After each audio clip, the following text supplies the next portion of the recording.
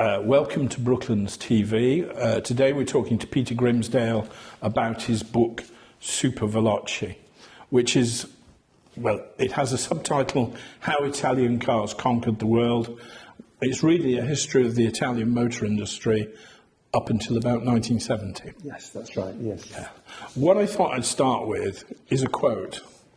And this is a man called Orazio Sartopuglia, a bit of a mouthful, and he was a man who, he was part of a team that rebuilt Alfa Romeo after the Second World War. And this is what he had to say about Alfa Romeo. He said, "There are many automotive makes among which Alfa Romeo stands apart. It is a kind of affliction, an enthusiasm for a means of transport. What it resists is definition. Its elements are like those of the human spirit, which cannot be explained in logical terms. They are sensations, passions, things that have much more to do with a man's heart than with his brain." I love that quote. I think it, for me, I mean, he's talking about Alfa Romeo, but really he could be talking about the whole of the Italian industry. He could. It's a wonderful quote because he was actually a very kind of sensible and pragmatic character. Yeah, he was an engineer, I think, wasn't he? He was a very good engineer, but unlike some of the more, shall I say, innovation-focused engineers, you know, he had a difficult job on his hands. Yeah. You know, Portello had been pretty much flattened. The prospects of an investment were very iffy. I mean, it was government owned, but of course the government had fallen. So what was going to happen there? Yeah. So there's so much uncertainty. Yeah. And he came into that job quite late on because his predecessor had been assassinated. Not promising then. Yeah, Ucubazzo he'd been associated with the partisans after the war. There was a bit of a witch hunt as to who, you know, had been involved with the fascists and how far they had been involved, and also to what extent they collaborated with the Germans, because don't forget the Germans basically took over after the capitulation, Mussolini's capitulation. Right. The Germans pretty much took over, and they were running everything. I mean, I think, to be fair to Gabato, I think what he did, arguably, was keep the factory going, knowing that the alternative was that the plant and the workers would all be shipped to Germany, which did happen. But anyway, he was assassinated, and Sato was parachuted into the job. So let's start at the beginning. One of the things that, well, two things struck me about the sort of start of the Italian motor industry. The first was Italy, and we're talking about, well, really the establishment of Fiat in 1899. And Italy really had no industry. It hadn't been affected by the Industrial Revolution. And suddenly there's this sort of switch to more of an industrial base. And the second thing that struck me, which I sort of knew, was how, I mean, Gianni Agnelli basically took over it. Although he was on that original group that formed it, but he very quickly became the boss.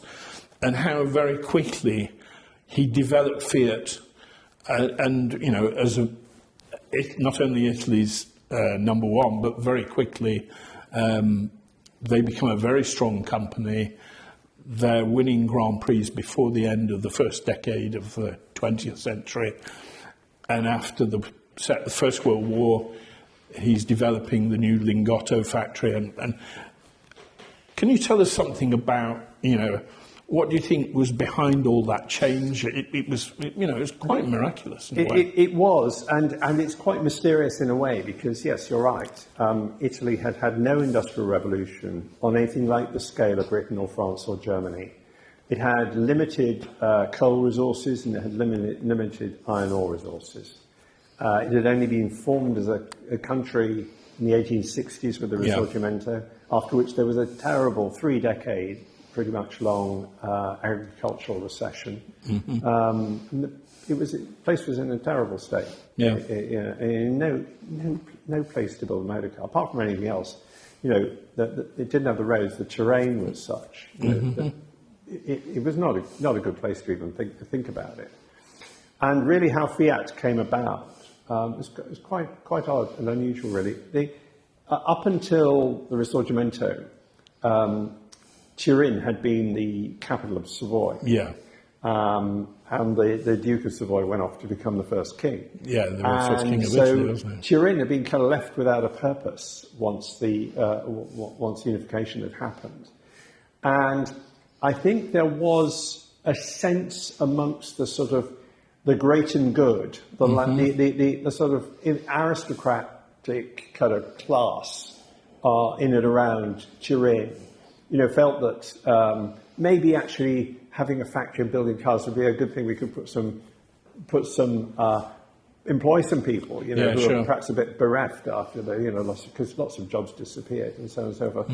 I've heard that story. I've never been completely convinced by it. But what is true is that there were a number of rich men in the 1890s who were young men who were early adopters of bicycles, motorcycles, and the first motor cars. Basically. And they were the people who could buy these things and run around in them, and they were very excited about them. And so there was this group of aristocrats. There were a number of people who were tinkering around. Yeah. And this is where actually you discover that the other story about the Italian industry is that there were lots and lots and lots of small metalworking establishments. Right. Enzo Ferrari's own father had a small metalworking business making all kinds of things. Right. Very can-do, multi-talented, making something on the lathe, beating something into shape on the outside. And among that group of people, there were standout guys, the Chirano brothers. Right, yep. Who had built they'd originally been selling Rudge Whitworth bicycles, and then they built their own bicycle and a motorcycle, and they wanted to build their own car. Yeah. And they produced quite a decent little car, which they called, and it's impossible to pronounce, but the Italians say Wellies. Yes. And it's the two English words, well and yes, with an E in the middle. Right. And I think what it's about is that they like the sound. Rudge Whitworth sounds very English. Sure. And they thought it'd be quite good to have an English-sounding name for their car, so they came up with this. Anyway, they and these aristocrats kind of were in cahoots somewhat, and they were basically they were their these were the customers. I suppose the Chiranos were the makers that were making noise at that stage. Exactly, and these guys, the aristocratic guys, were the customers. Fiat comes into, Giovanni Agnelli comes into this. He's not an aristocrat. He's got some land, and his family has some land outside the city, 35 miles outside. He has been to cavalry school. So his family decided that in order to kind of boost the son, go to cavalry school, become a cavalry officer. That's quite a good thing. So he went to cavalry school, but he got bored. And he didn't want to stay in the cavalry. And he started tinkering while he was at cavalry school. And he came back home, and then he drifted into Turin, and he met these guys. And he was interested he got himself a car. He was interested in, and there were little races going on at the time. And so he got together with these guys. Said, right, let's build a company. Let's build a company. But Giovanni Agnelli was quite different from these guys because he, from the start, saw that they weren't building a car, they were building an industry. Right. So his focus really was much more like that of Henry Ford. Right. It was all about production. I mean, it was all about making a car that could be made in numbers. Right. And he teases one of the partners, who is a candle maker, a very successful candle maker. Right. And he builds his own Carlanza, builds his own car. So I built my own car. Isn't this fantastic? I think I'll build another car now. And as Giovanni Agnelli says to the Italian, but he says, a car is not a poem. Right. In other words, it's not a one-off. We've got to make something that you can make in numbers. And so he basically says to these guys, you know, I will come in with you, because they immediately recognize that he had some management skills. I will come in with this if we take it seriously. You know, this is not an adventure. We need to take this seriously. And so I think he brought with him what I think is really the essential ingredient for trying to start a factory in a country where there is no industrial revolution. And that's, he understood logistics. Because if you're an officer, if you've been to military school, one of the things you have to learn about, because it's essential to battle, is logistics. You have to be able to bring the men and the material and the food, and if you don't organise yourselves, you cannot do battle. It's impossible. So you have to have that mindset. You have to have that, and that's really what you need if you're running a factory full of components that you've bought in from elsewhere and so on and so forth. And so I think that's how come Fiat from the start is a proper business. It's a proper car-making business. And he's focused right from the beginning on making sure that the cars are reliable, rugged. They're designed to be rugged and reliable because the conditions there are pretty challenging, and that they can be made in numbers. And then what happens is very early on, he goes to Detroit. Before Henry Ford has even got his production line rolling. Or what he does learn from Ford is that Ford is investing all the money he can in quality machine tooling. Because he recognises that the more precision he can put into the parts, the more they will fit together, the less fitting they will need. And the more durable they'll be. And Agnelli's been to Paris, which France and Paris are the global capital of automobile manufacture in the 1890s. You know, the Germans invented. It's the French. People like Panhard and people like that. And you've got Panhard and Peugeot. Panhard goes to see that there's 300 guys at 300 lathes. But Agnelli realises that if you want to expand, well, then you've got to get another 100 lathes and another 100 guys.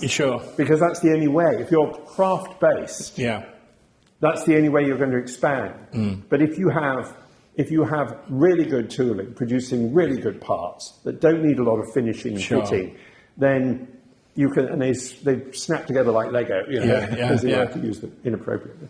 But then you can build at scale. You can build numbers and you can expand.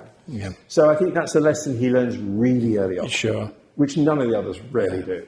And a lot, I mean, you come here, and if you look at the history of Brooklands, there are numerous companies where really the guys wanted to race and they were trying to sell cars to fund their business. And they had no business plan at all. I've just read a book on Aston Martin. I mean, Lionel Martin was a lousy businessman, really. No, it wasn't their school. But obviously Agnelli was completely the reverse of that. He wanted to make cars and make money making cars.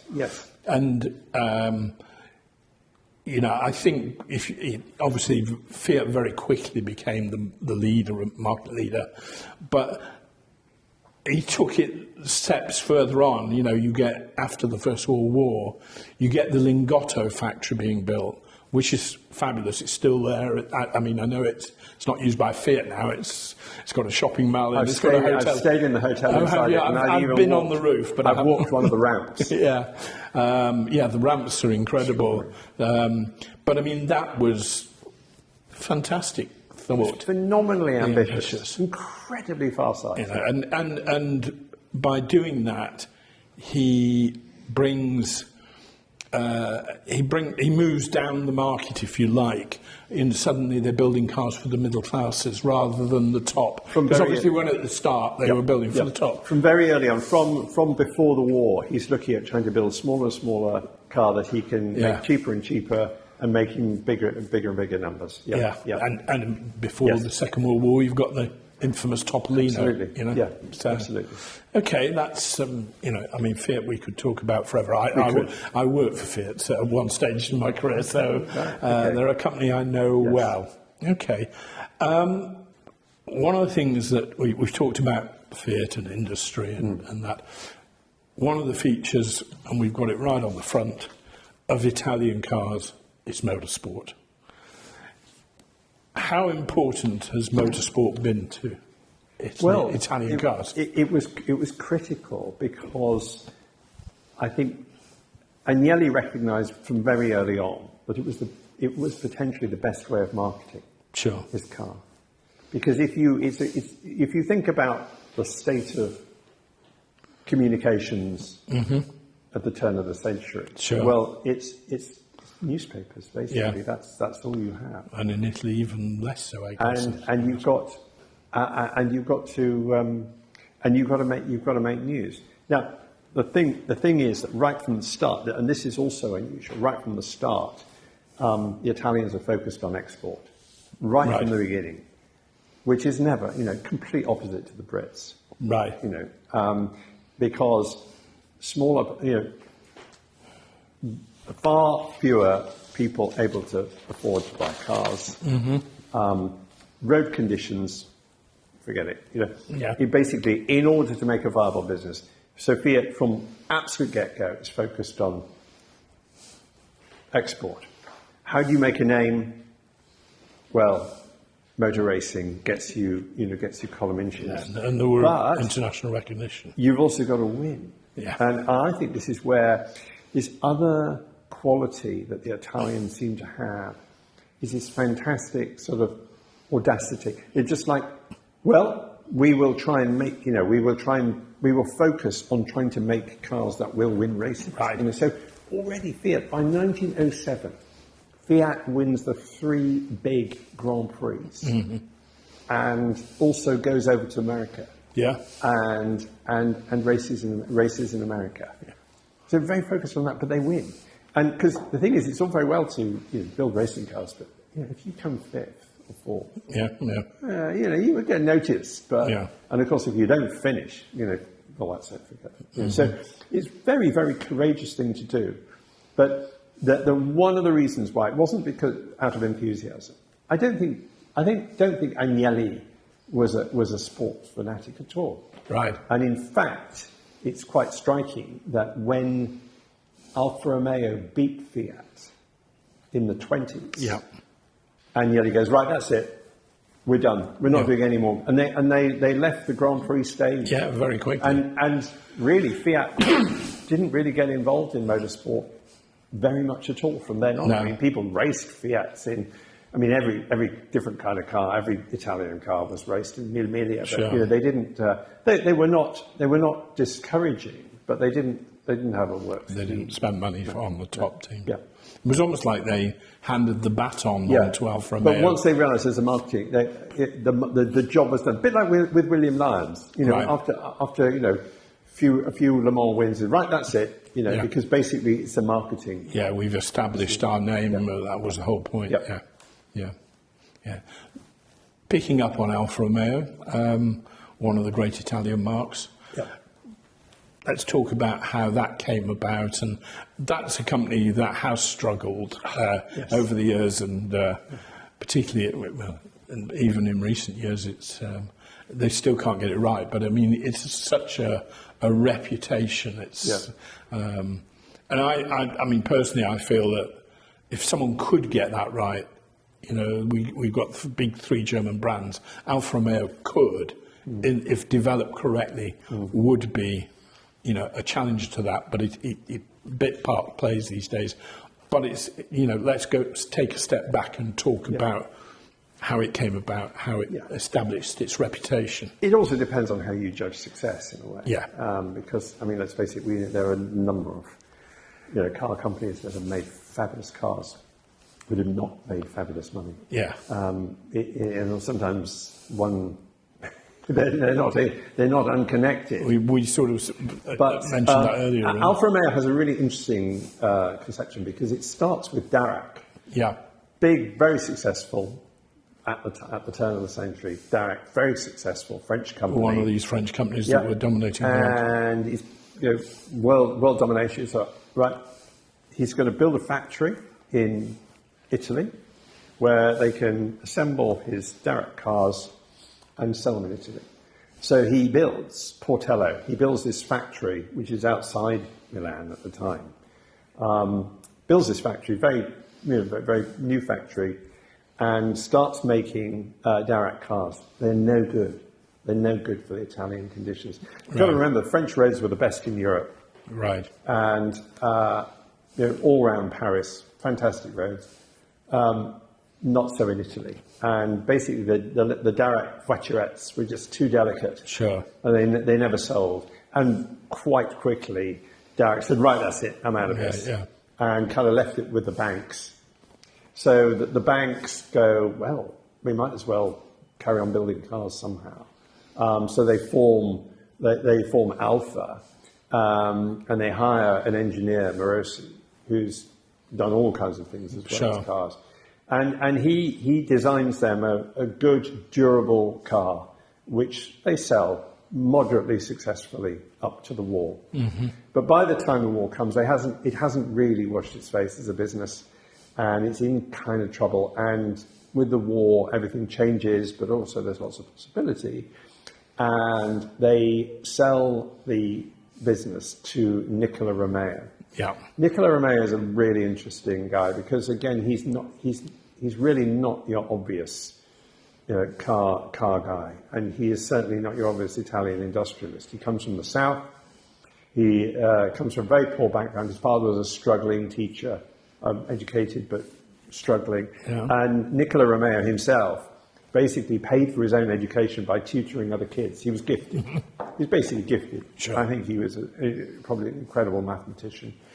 And by the time he arrives in Milan, he's already got himself 3 degrees. And he tries to get a job in Milan, and he can't get any work. And it may be that his southern background might have been a problem. He was just about to take a job as a station master, railway station master, when these British guys come along who build drills, mining equipment, right, and ask him if he'd like to be their agent in Milan. Wow. Now, Milan is Italy is a great place to do mining engineering because tunneling is going to be a big thing. You've got to go through the Alps. Yeah, Getting through the Alps is key to having Italy's economic success.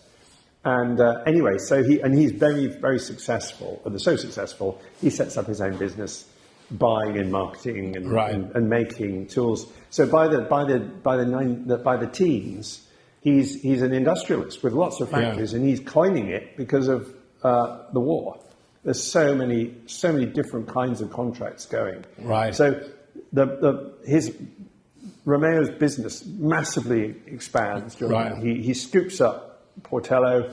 He doesn't make any cars for a while. He sends Morosi out to work in some other locomotive plant.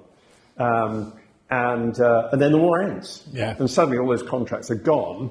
And from that point on, Alfa Romeo the whole Romeo business is in some kind of trouble because basically Nicola Romeo has been all about expansion. He doesn't have a strategy for contraction, but they say, well, let's get back to cars. They get Morosi back, and they start building cars at Portello, and the cars work. There is never any problem with the engineering of the Alfas from the start. I mean, the first ones, Morosi's cars are very strong, durable, but also quite quick. They're not racing cars. Sure. But then they hire Vittorio Jano. Yeah. Who'd come out of the Fiat Grand Prix. He'd been part of the Fiat. There were many hands involved in the success of Fiat as a Grand Prix entity, of which Jano was one. Right. And Jano was very, very good, very gifted. And there were various people who drifted out of Fiat and into Alfa. Mm-hmm. And of course, one of the people, we'll come on to Ferrari later, but basically Ferrari, who at that point was sort of driving, doing odd jobs and doing a bit of driving for Alfa, was dispatched to Turin to try and persuade Jano to come to Milan. Right. And eventually he does. So Jano comes to Milan, and he transforms the racing cars into instant successes. Sure. And this is another thing that's so phenomenal, and it happens not just with Jano. build a racing car, and it wins first time. Right. Who does that? Yeah. And they've done it a number of times through their history, and I can't quite put my finger on why it is. Yeah. But it happens. Yeah, 1925 was the first World Championship for manufacturers. Alfa Romeo won that, didn't they? Yes, incredible. Yeah, amazing. Car.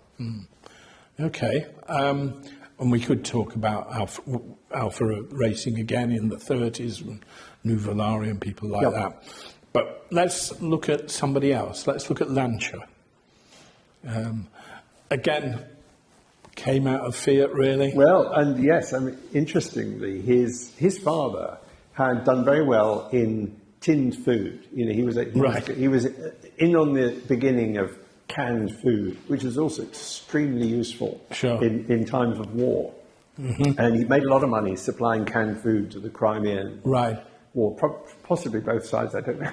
But anyway, he'd done very well on that. He'd gone to Argentina and developed his business there and then come back. Right. And Vincenzo was one of many Lancias, and he was very good natural mathematician, but a very bad student. His father wanted him to take over the business and train up and do bookkeeping and all that kind of thing. But his father has let the downstairs rooms of their townhouse in Turin to the Tirano brothers, who are busy making bicycles and motorcycles name that comes downstairs. Back. And Vincenzo come downstairs through the works on his way to school, and it's just like, this is great. You know. And he's very badly behaved at school. He's always in all kinds of trouble. And anyway, his father said, well, we're sending you off you've got to go to college, you've got to train, you've got to do apprenticeship. Anyway, he persuades the Tirano brothers really like him. Mm-hmm. Lancia is very good at making friends. And the Tirano brothers like him, and they say, well, why doesn't he become and train to be a apprentice with us? Do some bookkeeping with us. So the father said, okay, right. And you need to keep him out of trouble. And also, I don't know how much bookkeeping ever went on, but basically Vincenzo Lancia inserts himself into the Tirano business. And he's mechanically gifted. He just has a natural ability. And in fact, it's Lanza, I think, who is one of the aristocrats, who's one of the founding aristocrats of Fiat. He brings a car in. I think it might even be a Daimler or a Benz. Saying, I can't figure out something's wrong with this car. Vincenzo, who's still in his teens, has a look at this, listens to it. He says, I think I know what the problem is. And he as a result, he has this reputation of being the kind of the great listener. He has this incredible ear he can understand what's wrong with a car. So when the Tiranos become absorbed into Fiat, Vincenzo goes with them, and he is and Agnelli takes a liking to Lancia as well, and puts him in charge of testing and making sure the cars are all right before they go off to their customers, and also gets him involved in racing. Yeah, it's racing. So right from the beginning, he's testing, he's quality control, and he's racing. He's a big, bulky guy. Right. Very, very, because you have to be very tough to drive those cars in those conditions back then. You're driving a car with multi-litres over very rough ground. Yeah. And you've got to hang on to this thing. Yeah. He's a remarkable. He's a very good driver. So that's how he gets going. And then by 1907-08, he wants to go it alone. Yeah. Which I think sort of with Agnelli's blessing, because Agnelli keeps him on as a driver while he sets up his own company. Yeah, yeah. And Lancia's cars, from the start, they're really good. I mean, he's not like a gifted engineer like, say, Yano is. But he is very good at getting the best people around him. Right. Rather like W.O. Bentley in a way. Very good at spotting talent, getting them and making the talent. So there are a whole bunch of them from the early days at Lancia. And Vincenzo is always pushing the envelope in terms of engineering. Yeah. He's not safe. He wants, whereas Fiat, Agnelli quite quickly is just like, on the conservative side of engineering, let's be too out there. Lancia's kind of, what can we do? Yeah, let's get rid of the chassis. Let's have independent suspension. Let's make it work. I was about to mention that. The Lancia Lambda from 1924? 22. It's extraordinarily advanced. Yeah, Extraordinary. first monocoque car, Yeah, yeah. And also innovations in the suspension, and I think Slightly even in the suspension. engine, Yeah, and all kinds of ways. V engines, V4 engines. I mean, that combination, V4, independent front suspension, and the monocoque, because the monocoque doesn't really last. And the interesting thing is, you hear about it, so well, what happened then? You know, because the other cars later, they're not exactly. And because one of the reasons is that they're kind of ahead of the game there, because car bodies are still built by Coachman. That was one problem with the Lambda. So you'll find very rapidly that there's a version of the Lambda that is just a platform. So you can screw a different kind of body on. Yeah, because that was the problem. Yeah. People still want to coach-built bodies. Yeah, exactly. And the V4, I mean, a V4 Lancia engine, they were still making them in the sort of, obviously not the same one, but in the 60s, 70s, Exactly, because it was so compact. You know, I mean, literally, you know, lovely little square thing. I shouldn't quite expensive to make, but yeah, but Lancias were superior cars. They were expensive. Yeah, I mean, they weren't too worried about. They weren't obsessed with cutting those kind of corners. They were a premium make. They were always more expensive. Sure. And of course, to some extent, there was a good family business. That ran moderately well between the wars. Okay. Let's move on to just a couple more of the more famous marques, Maserati and, of course, Ferrari. Right. I've got a confession to make, actually, which I'll front up, because anybody who's a complete Maserati fan might be a little bit disappointed by this book, because I didn't spend a lot of time on them. Sure. And it partly the reason is there's only so many pages. Yeah, of course. But one of the things about the Maserati brothers, they were basically there were several of them. They were all very good at what they did. They worked together, and they worked separately, and they came together. They built some really, really special racing cars in the late 20s and early 30s. But one of them died. They went out of business. They were bought by an industrialist. Yeah. And really, the time when Maserati really came into its own with the 250F after the war, in the 50s. the Maserati brothers were pretty much out of the picture. Yeah. So they were very hard to... Yeah, they were already running an Oscar, weren't they, by then? Very difficult to write. And I had to be quite... One of the things about these books that is true of high performance is that I had to be quite ruthless about what I did and didn't write about. So there's not a lot of Maserati. No. In that book. Yeah, Ferrari, of course. We could be here forever talking about Ferrari. And that Ferrari. presented a different kind of problem, because there are probably more books written about. I've got shelves of them. Yeah, exactly. and there's two extremely good, at least two extremely good biographies. Richard Williams' book is awesome, as is Brock Yates. Right. They're both remarkable books. And then Enzo Ferrari himself wrote various memoirs. Yeah.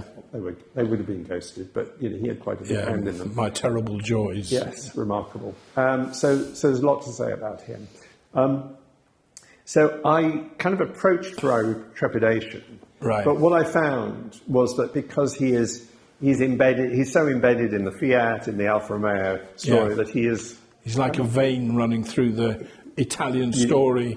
You put it before he perfectly. comes into his own in after the Second World War. Absolutely. And what is lovely is that he goes to see he's a child when he goes to see his first race in 1908, and from then on it's just like, I want to be involved in this. So he's quite single-minded about that. And he has a terrible start, because his father has this small family business. They must be quite well off, because they have a car quite early on. They own a car quite early on. So often Enzo Ferrari could be quite kind of creative with his reinventing his past. Oh, I'm just a poor, humble mechanic. Well, he wasn't a mechanic, and he wasn't humble. But he had a terrible war, basically. Well, everybody had a terrible war in Italy. Up until the First World War, I think the Ferrari family were doing fine. Yeah. There were two boys, and the father had this successful business. It must have been quite successful, because he bought his own car, which was still pretty unusual. Yeah, sure. Goes off to the war. His father dies, and his brother dies. I think they're both. Whether or not it was Spanish flu, it's not clear, but of course lots of people don't Spanish flu. And Enzo Ferrari, he's conscripted into the war. He has a miserable time. He's basically shoeing horses and doing very sort of low-level stuff. Comes out of the war. He's depressed, miserable. He's lost his father. He's lost his brother. And he goes and tries to get a job. He knows somebody at Fiat. He goes, knocks on their door, can find a job? No way. Places, Turin is awash with ex-soldiers. There's about to be serious unemployment. All these guys in a big economic depression immediately after the war. And he describes in his memoir how it's winter and he's been spurned told to shove off by Ferrari. By Fiat. Yeah. He's gone to see Fiat. He has a contact there. They say, no, we're not hiring. Impossible. And he goes into Victoria Park and sweeps the snow off the bench and lies down. And do you think that's a true story, or is it one that he becomes part of his it's mythology? It's in his memoir. Right. I'll leave it at that. Anyway. He does pull himself together, and he gets a driving job, delivering chassis, because one thing that's happening, there's all these trucks that are being converted back to cars, and there's a little business moving chassis around, driving them from one place to another. That was a big thing back in the day when one factory built the car and then you got on the chassis and drove it somewhere else and they put the body on there. And then it evolves into racing, and he's good behind the wheel, he's a good driver. He gets noticed by Alfa Romeo, he starts driving for Alfa Romeo, and that's how he gets into Alfa Romeo. Yeah, he finished second in the 1920 Targa Florio. Very impressive. Yeah. And then he climbs the ladder at Alfa Romeo. So he goes into Alfa Romeo, and it quickly becomes apparent he's a good driver, but he, like so many, Bernie Ecclestone, Frank Williams, realises quite early on that actually he's a better organiser than a driver. It's not enough. Sure. He's not single-minded enough, and so effectively he becomes kind of team manager, and then quite soon after that he sets up his own team, Scuderia Ferrari, which is financed, and he's kind of autonomous from Alfa Romeo because Alfa Romeo have a love-hate relationship with motorsport, because Alfa Romeo is never out of financial trouble. No. They produce a wonderful car, Sure. It wins races, oh my God, we're not selling enough, we must stop racing. On, off, and so Ferrari, I think, quite quickly realises that in order to racing is all he cares about. Sure. And so he wants to make himself as independent as possible. And that works. And there are times when he is basically the Alfa Romeo racing team. Yeah. And then there are times when they pull him back in. And it's actually towards the end of the 30s that he gets pulled back in. The company has taken over and he's paid off quite handsomely. And he's sort of, his contract for selling the business restricts what he can do thereafter for a period of time, which happened with the Maserati brothers as well, didn't it? A very interesting thing, and he makes a very good observation, Troy, in his memoir about how the core tension between the Alfa Romeo management in the 30s, it's changing all the time. But basically, the Gabato. Gabato was a very good production engineer. And Alfa Romeo got nationalised around that time. Got nationalised, but also Gabato deserves a lot of credit for organising the business slightly better. I mean, they were mainly building aero engines. That was their bread and butter, really, at that point. But Ferrari identifies the crucial difference between producing road cars and doing racing cars. Producing racing cars, constant innovation. You're always changing. And of course, the one thing, if you want to make cars in numbers, you don't want to be innovating all the time. Innovation is the enemy of the bottom line. Oh, we've done a bit of this, we've done a bit of that. So that's the essential, and Gabato never gets that. Yeah. He doesn't get the difference, and Ferrari probably doesn't make it clear. And Ferrari's quite a tricky customer. He's like Colin Chapman. He wants to be his own man, from the start. So from as much as possible. So having severed his ties with Alfa Romeo just before the war, he's then on his own. But of course, the war happens, and he actually, he's got his own workshop. He has built the Alfa Romeo that becomes the great race winner after the war was pretty much created in his workshops. So he's got his own machine tools, he's got his own setup, he's also got his own lathes, and he has quite a good war in terms of business, making ball bearing machines and various other bits of tooling and bits of equipment. He's bombed twice, but not comprehensively. But it's tough. But he gets through, and after the war, it's just like, right, all I want to do is build a racing car. I must get on with it. He's not a young man, and I'm going to build. And that's again where you come across this incredible audacity. The war is over. The place is in ruins. There's no supply. There's no shortage of everything. What are you going to do? I build a V12 engine racing car. He was very much encouraged by Luigi Chinetti, who was Italian, but then went and became an American citizen. I think my theory is that what Ferrari was going to do was he was going to go on making, doing tooling engineering, in order to finance the racing cars. But Chinetti comes back with some interesting news from America. Chinetti left Italy in the early 30s. I mean, he went to France and then he went off to America. Right.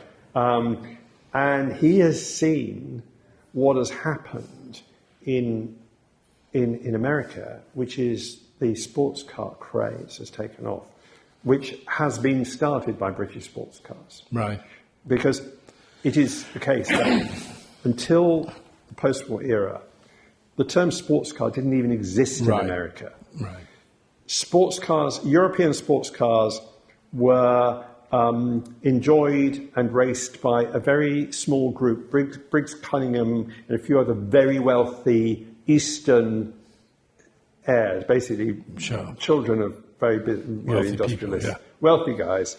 The sports car just didn't exist as a proposition. It wasn't really until Cavalli in California discovered the MGTC and thought, I can sell these cars, takes them back and they go off the scale, and which is the whole sports car revolution has been started, in my view, by him. Chinetti observes this, he sees sports cars happening in America. He goes to Ferrari and says, look, if you make some sports cars, make some road cars with your V12 engine, I think I can sell them in America. Sure. Because the market for a 12-cylinder engine sports car in Europe is not going to be very big. No. But also, Ferrari doesn't need to make that many. Just make a few, I can sell them. Yeah, and that funds his racing team. And that funds it. And Chinetti, I think, is also quite a sort of... He in his own way is quite pushy. He gets Ferrari to do things that Ferrari wouldn't have done. I mean, he says, once they built the road car, he says, I want to take this to Le Mans. Yeah. We want publicity. And Ferrari's kind of like, a bit early days. We've only just developed this in 24-hour race. And Chinetti's, I want to give it a go. I'll buy the car, I'll enter privately, I'm going to do it that way. And he enters and wins. Yeah. And there's yet another example of a brand new Italian racing car winning from the start. Yeah.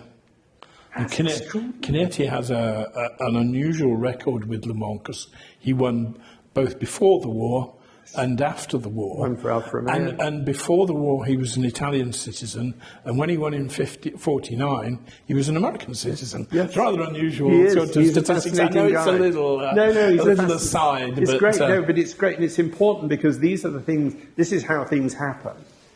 Ferrari doesn't just sit there going, right, I'll start building my own cars. It happens kind of by sort of accident and through the influence of other people playing into it. And let's just talk about racing in the 50s. Ferrari, obviously a name that came very much to the fore at that time, takes us back really to the quote at the start about passion and affliction. And it does, and actually, the way I start this book is with the 1950 British Grand Prix, right? Because that for me was really the kind of the inspiration for the whole book, actually. I thought I was going to start it after the war, like I had with a High Performance, which starts immediately after the Second World War. In the end, I realised quite quickly that in order to really understand the mystery and the phenomenon of Italian cars, I had to go back to the beginning.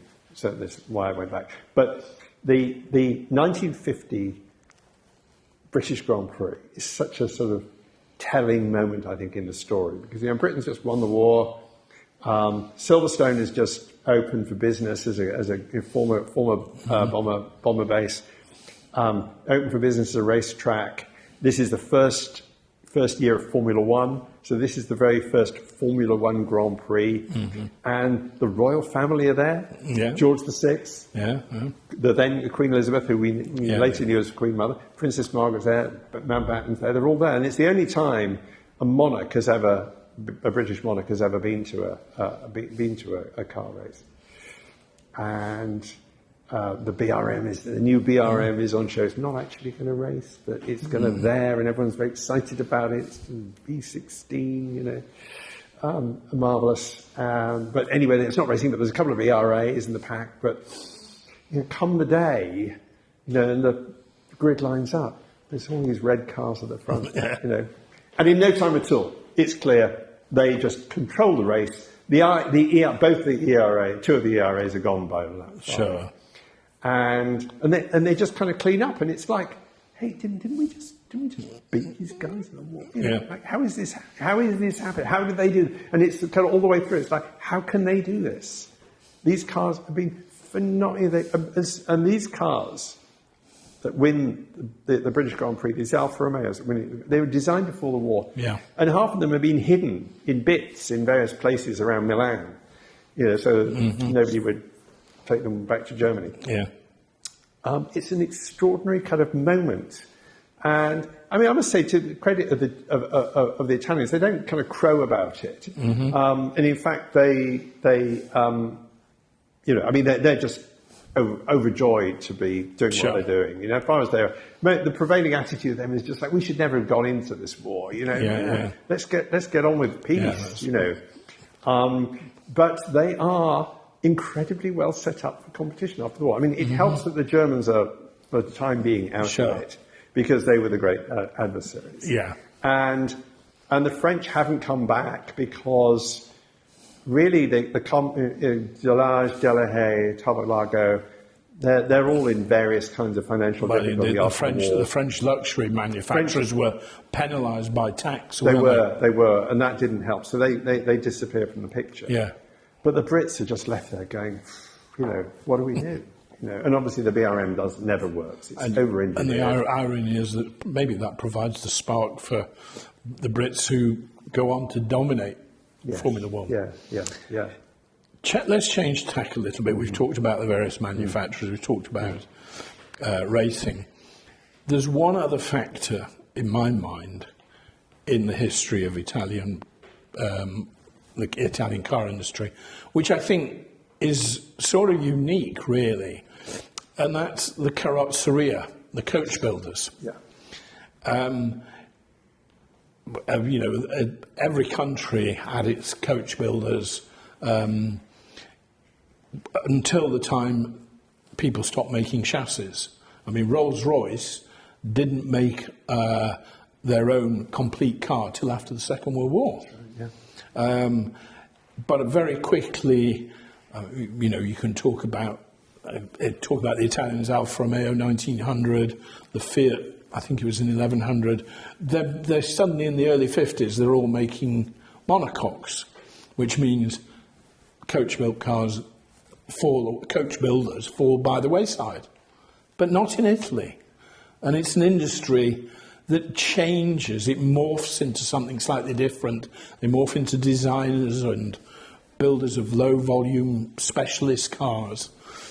Tell us something about that, and why do you think Italy uniquely did that? And they became, particularly the big companies, the Pininfarinas, the Bertones, Giugiaro, of this world, they became very strong, to use a modern term, influencers in the whole global industry. Absolutely. This, in many ways, it was the most interesting part of the story. It's one of my passions, really. Because it was quite. I mean, I've always been interested in. You know, in another life, I would love to have been a car designer and a body designer. But I really wanted to kind of chase down why that was. Just when in the 1950s, just when all the coach builders, the rest of Europe, are kind of going out of business or disappearing, the Italians are on top of their game. How does this work? Well, there's quite a few moving parts, I think, to this story, and one of the intriguing ones is that if you look into Italian history, Italian industrial history, because one of the things they're very good at from very early on is armour. Right. The armories of Milan and Turin are very important, and a lot of early technology comes out of armories. I mean, both obviously guns, but also body armour. Sure. And indeed, when Henry VIII wants to set up his armoury at Greenwich, he gets guys in from Milan, show them what to do. Now, it occurs to me that one of the things that you have to be good at with body armour, okay, is you've got to make it's got to be hard. Yeah. Metal's got to be hard. It's also got to be light, and it's also got to be shaped to fit you. Okay. So one of the things they're very good at is beating a compound curve, like a breastplate. Sure. To be able to. So they're good at this. Hammer, tree stump, dum dum dum. Done. So that's kind of in the kind of industrial heritage, in the blood, as it were. So once car body design is kind of liberated, is kind of liberated from the carriage trade and becomes more about bending metal and less about fitting metal around a wooden frame. Yeah. These guys become liberated to create shapes. Yeah. And there's a wonderful story about at Turing, courtesy of Turing. Wannabe apprentices were given a sheet of metal and a hammer and a tree stump, 2 sheets of metal. And what they had to do is beat that shape into 2 halves of 2 spheres that would fit together. And if they could do that, they got the job. Right. It's almost too good to be true, that story, but it's told by one of the craftsmen at Turing. So there you go. I wouldn't be surprised if it's true. So there's that skill there, which is very interesting. I think one of the things that also happens is that although the monocoque, Lancia pioneers the kind of monocoque construction, that kind of construction never really takes off for a number of reasons. And one of the reasons is that Italy doesn't go into full-blown manufacturing, mass production, apart from Fiat. Yeah.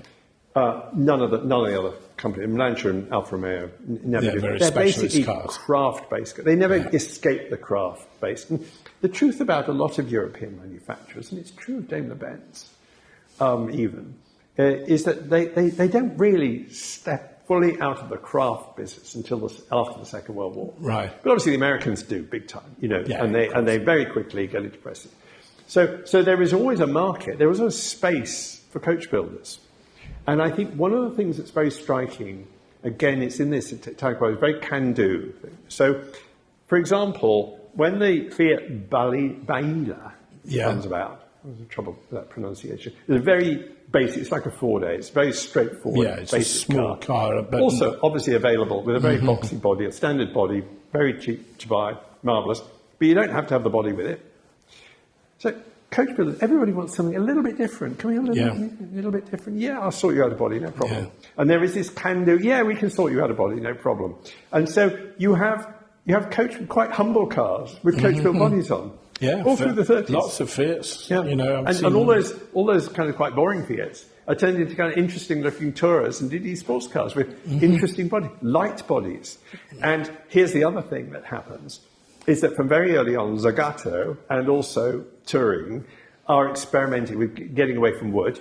Yeah. I mean, first of all, the problem with wood is that it condemns you to only certain shapes. If you're going to fit wood round, you can only go, can't do that much. The other problem with wood is, of course, it's very squeaky.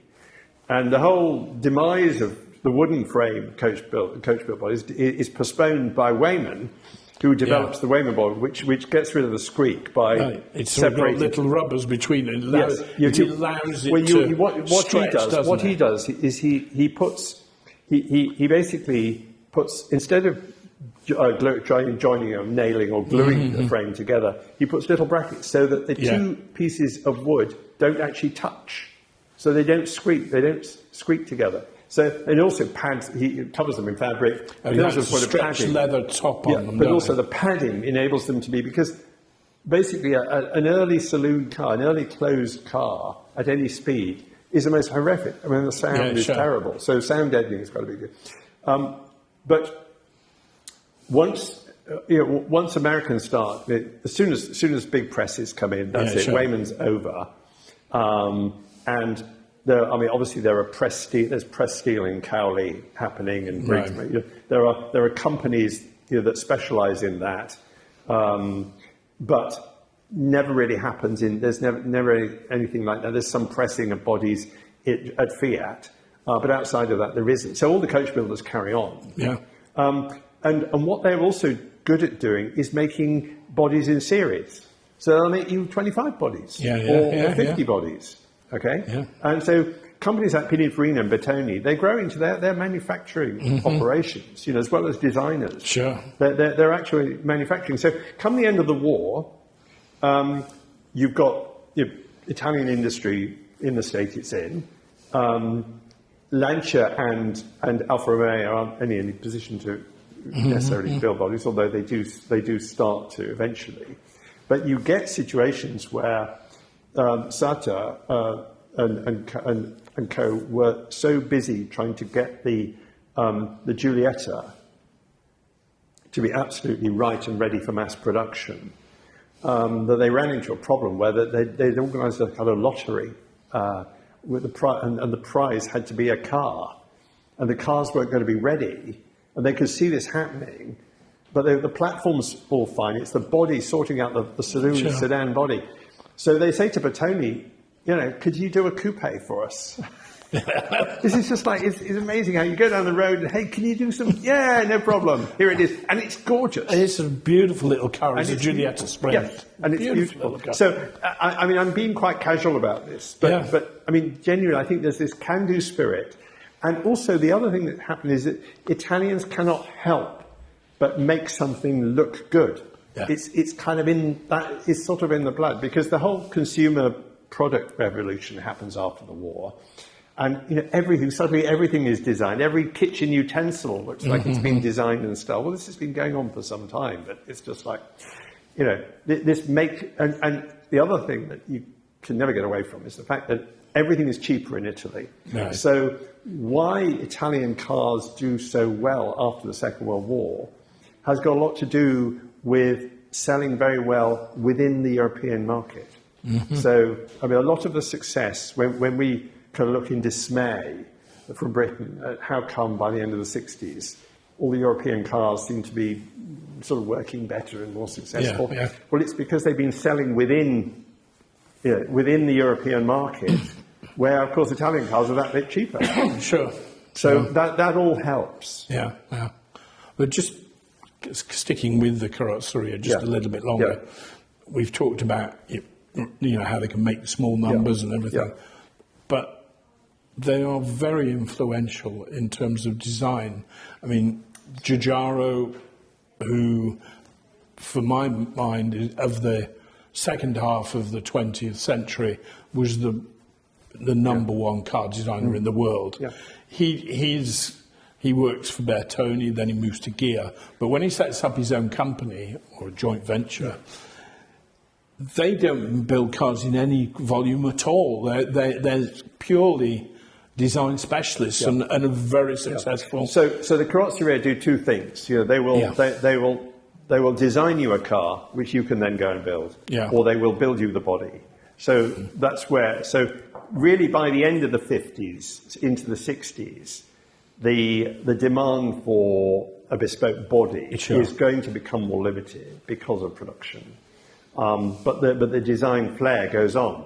But we have to go back before Giugiaro, and we need to get to probably one of my all-time heroes of this story is Pininfarina. Yeah, because mine. Pininfarina, he's the youngest of an impoverished farm labouring family. They probably walked to Turin from their sharecropper type existence and go to Turin just before the turn of the 1900s in search of work, and they do find work. And Pinin's elder brother, one of his elder brothers, gets a job in a coach builder's and then sets up on his little garage repairing coach work and so forth. And Pinin joins him. Sure. And before we know where you are, he's designing bodies for Fiat. Extraordinary. But coming back to the post-war period, is we have to go back to BMC, and we have to go back to Prince Philip and Leonard Lord. So Prince Philip, in about 1954, I can't remember exactly when it is, 54, 55, he takes a visit to Longbridge. He's shown Longbridge is the most modern car factory in Europe. It has the biggest transfer machine. It's incredible. It's Leonard Lord's pride and joy. Leonard Lord, who's the boss of BMC, they've taken over Morris. He's the biggest boss in Britain, and he's a production specialist, Leonard Lord, and he shows Prince Philip round, and he said, "Would you want to come and see our new car? The plans we've got for our next cars." As we all know, Prince Philip was never backward at coming forward. I think that's what you're trying to say, isn't it? And then Lord shows him his designs, and Philip said, "They're no good. These aren't any good. These are you need to." And I happen to have discovered that Prince Philip met Pininfarina in something like 1953 or 54, because Pininfarina came to Britain for some obscure design award, which was presented to him by Prince Philip. And Prince Philip was a bit of a car guy. He knew a bit about cars. I think, I haven't got this, I'm pretty sure that it was Prince Philip who had the idea. But anyway, what happened was that Prince Philip left Longbridge, and Leonard Lord went back to his office and picked up the phone and called Pininfarina. And 2 years later, you have the A40 Farina, and the beginning of it all. So suddenly, Pininfarina, and so you've got the British cars, the most British cars, the Austin Cambridge, the Morris Oxford, the Austin A40, the Triumph Herald, designed by Michelotti, and you have the DB4 designed by Turing. They kind of, and it's not just in Britain. They designed Pininfarina designs the Peugeot 404, and of course they have a relationship. These companies have a relationship in America, particularly gear with Chrysler. No, I mean, and Pininfarina did, things like the Nash Healy, and they did some work for Cadillac, I think. Although I have to say, I don't think the Nash Healy is a patch on Jerry Coker's Healy 100. Well, I spurred the Nash Healy the other week, actually, in Italy itself. Okay. You finished the book in about 1970. What's the reason for that? Okay. I think the main thing is that when you get into the 70s, they reach a peak at the end of the 60s, I feel, where you've got Lamborghini and Ferrari competing with each other, for the top. You've got that wonderful Frank Sinatra quote about Ferraris and Lamborghinis. And you've had this extraordinary economic miracle in the 50s and 60s. You had massive migration north. Lots of poor Southerners come north. They get jobs in the industry. Italy's famous for South being it's poor. All peaking, and then in the 70s, it gets more complicated. You get the oil crisis comes in.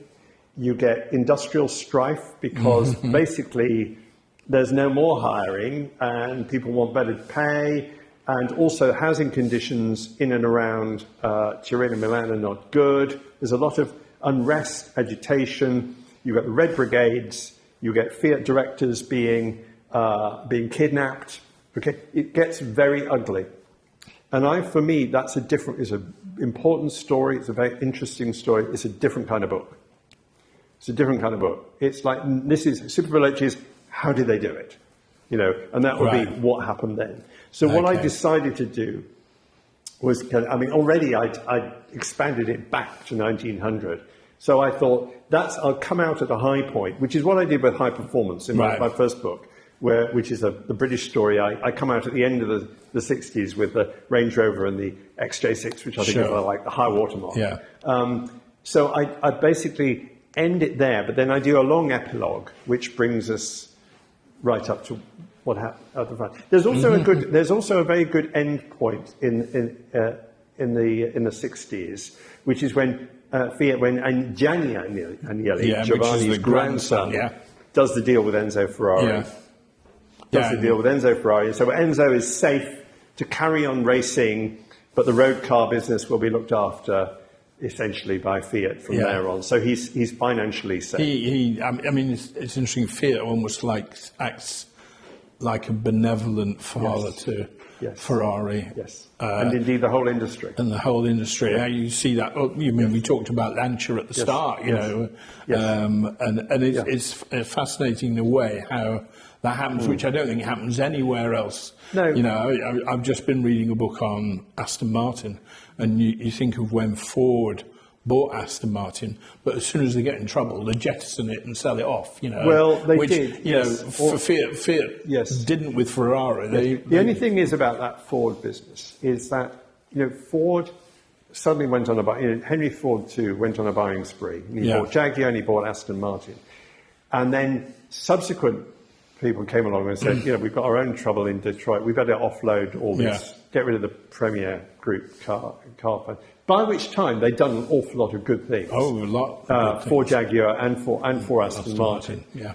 Unlike General Motors, who took over Saab round about the same time and did nothing with it. No, they didn't understand Saab. Essentially let it die. And they were not good at recognising the kind of investment that was needed. Yeah. But Fiat did a brilliant job of keeping the Agnellis did a brilliant job of keeping the Americans out of Italy, because they tried to buy Alfa Romeo when Fiat took over Alfa in the 80s. And back in the 30s, when it's worth mentioning this, is that back in the 30s when Alfa Romeo were in real trouble, and the guy who'd been put in to run it said, "There's no point. It's hopeless," and it was going to be sold. And Agnelli came along and said, "Oh, I'll buy the factory. I could make trucks there."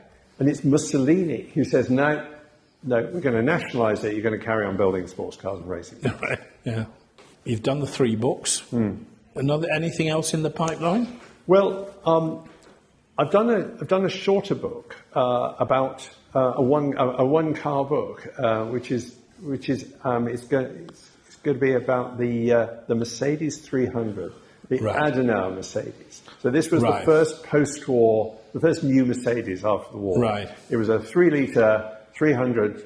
The saloon. Daimler-Benz saloon, and it's coupe and convertible versions. Not the SL. It's basically about the Adenauer car, and it's known as the Adenauer Mercedes because Konrad Adenauer, who was the first post-war Chancellor of West Germany, just after he'd been appointed, he went to the Frankfurt Auto Show, saw this car and said, "Yep, that'll be perfect for me." And he actually had 6 of these cars during his 13 years as Chancellor. And he bought the last, when he retired, he bought the last one and had it until he died. And it's been a really interesting, it'll be when it comes out, it'll be a big coffee table book with great pictures in. It's short, it's about 25,000 words. But it's really the story of how Daimler-Benz got back on its feet after the war. And also what it drew on out of its past because it's a miracle how well they did, despite everything, immediately on. So that's the next one. And then beyond, there's 1 or 2 irons in the fire. Okay, very good. Well, Peter, thank you very much. It's been a pleasure. And we could talk for hours on Italian cars. It's a fascinating subject. But there's plenty covered in the book. So I would recommend people to buy it. And thank you for your time. Thank you. Really enjoyed it. Thank you very much. Thank you.